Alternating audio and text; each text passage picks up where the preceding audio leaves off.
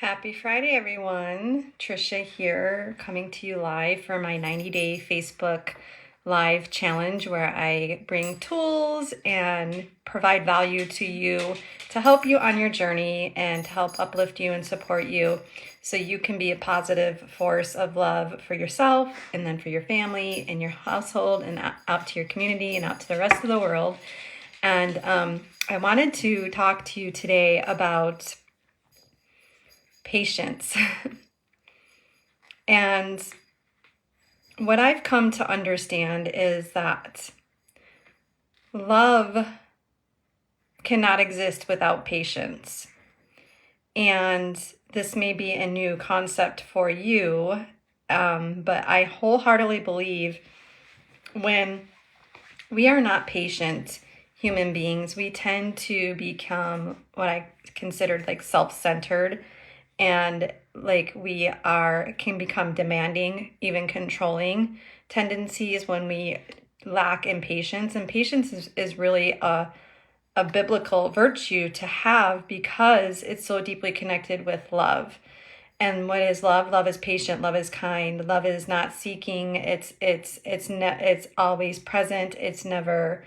It's always forgiving, and it's not something that is forceful. And this is like if you think about who is God, and I have a perception of God of being a loving God. And what is love? And in the book of Corinthians, Paul talks about what love is, and you guys can look it up yourself. I'm not going to quote it here today, but I recently, over the past couple of years, I've really understood that when people are pushing their perspective on you and they are trying to force solutions, that's actually not even love. That's controlling. And I don't believe that controlling is a part of a loving experience. And so one of the things that I love about the 12-step program is they talk to you about not quitting before the miracle happens. And this is the unsexy part of transformation in any alchemy healing, any transformation, like anything you want to change. This is where it takes a discipline and patience, because it's going to take repetition. And if you go to an AA meeting, they tell you to try 90 meetings in 90 days. And in Kundalini Yoga too, the science has been studied that it takes 90 days of you doing something every day consistently before that habit becomes permanent. So my question for you today, my thought-provoking inquiry to you today is, where are you lacking in patience? What area of your life are you not patient with? And go inward and ask yourself, like, why is it that I cannot be patient with myself? Why can't I be patient with others? Why can't I give people the benefit of the doubt? Patience is deeply connected to how we show up in the world and how we interact with other people. Patient people are more like understanding. They come from curiosity. They're less judgmental. They often give people time to respond, and they don't expect immediate response. And patient people actually are more productive. They're more successful, they're more understanding, and they're more enjoyable to be around. And I I had like an awakening there was one thing that actually triggered me for a very, very long time. And when I was around people that weren't patient, I could not relate to them. They really freaking triggered and activated me. And what it was because I myself didn't have a side of me that was always patient. Sometimes I was assertive and forceful, especially being in real estate. The tools and the habits that I developed to be a successful real estate agent, there is some parts of that process that were not in alignment with who I was as a human being.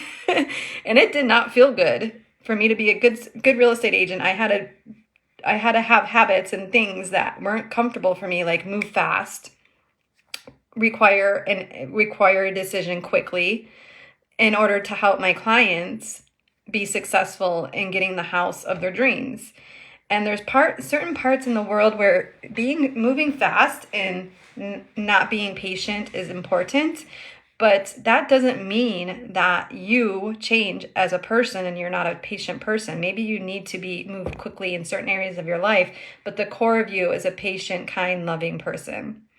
And so I just wanted to talk about this today, and when in how patience is not always a natural tendency for people. And if you are wanting to work on your patience so you can be more open and receptive to allow more good to come your way, then you can reach out, and I'd be happy to help you on that journey. But again, just like, what is it that is so important that you can't just wait a little bit for? Like, where are you lacking patience with your loved ones? Where are you lacking patience with your clients? Where are you lacking patience with yourself? Where are you lacking patience with your children? Is lack of patience an issue in your life? And it comes to, if you wanting to work on patience, you have to have a disciplined practice. And I know discipline can be a triggering word for people, but discipline is it's a discipleship to your own evolution and growth. So it's kind of like chop wood, carry water. If any of you read that book, it's very profound, because there's times in our life where we need to do something very uncomfortable for an extended period of time to get a different result. And are you going to be patient with yourself enough to give yourself the goodness, the blessing that comes from having that discipline? That's what I have for you today. I love you all so very much. Sending you so much love. And if you are seeing this and you are watching this on the replay, please comment below. Please introduce yourself. I would love to get to know you if you're watching my content. And if anything I share is valuable to you, please reshare this Facebook Live. And also, you can also send a love donation to my PayPal account that's going to be in the comments below. And if you're wanting to work on your patience because you know it's stunting you in your spiritual evolution and your growth, then reach out to me. I have one-on-one offers available, and right now for the month of March, you can work with me for 30 days to develop that habit for only $300. Sending you so much love. Have a beautiful day. Sat Nam.